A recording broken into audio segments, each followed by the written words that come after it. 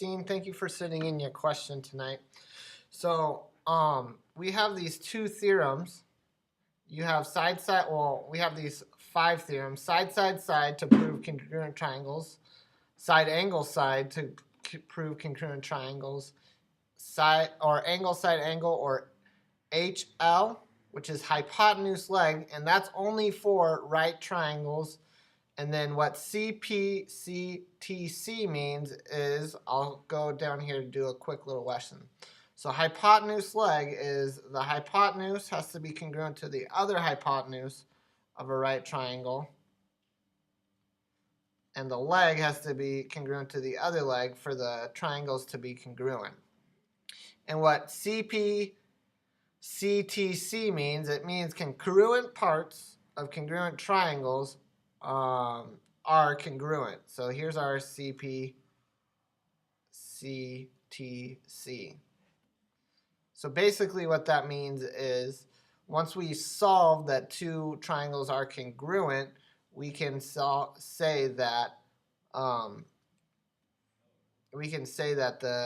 any side or any angle are congruent to the other angles. So for 21, what we're going to do is, so this isn't a right angle, so we can't use HL, hypotenuse leg, or this isn't a right triangle.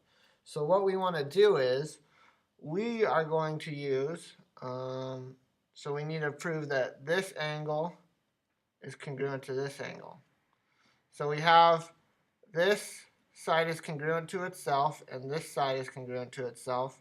Is there any way we can have this angle right here be congruent to that angle? The answer is yes, they're alternate interior angles.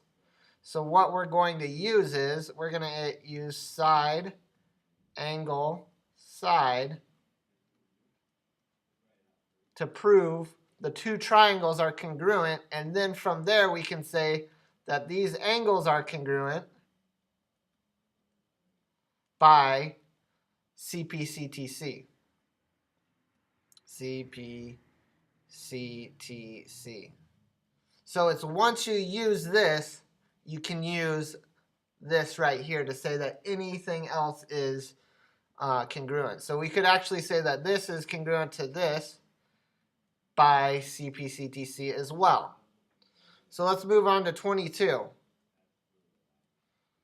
We have these angles congruent, and I don't think one of our angles or theorems is that. So what we want to do is,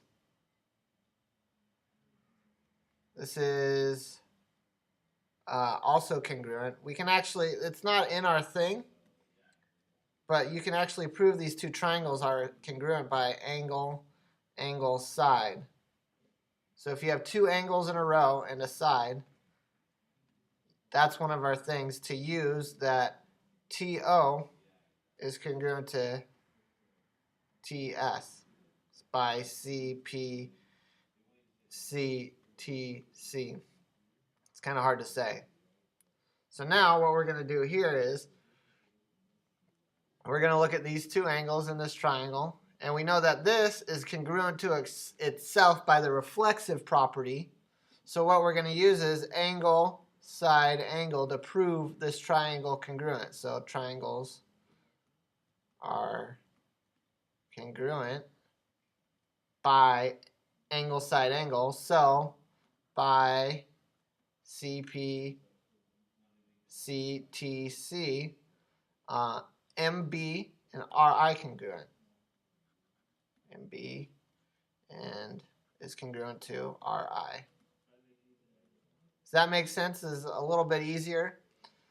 It's congruent parts of congruent triangles are congruent. That's what CPCTC stands for.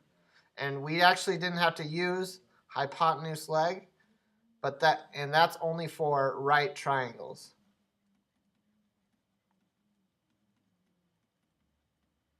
All right. Thank you for sending in your question tonight, Christine, and we look forward to answering more of your questions. Have a good night.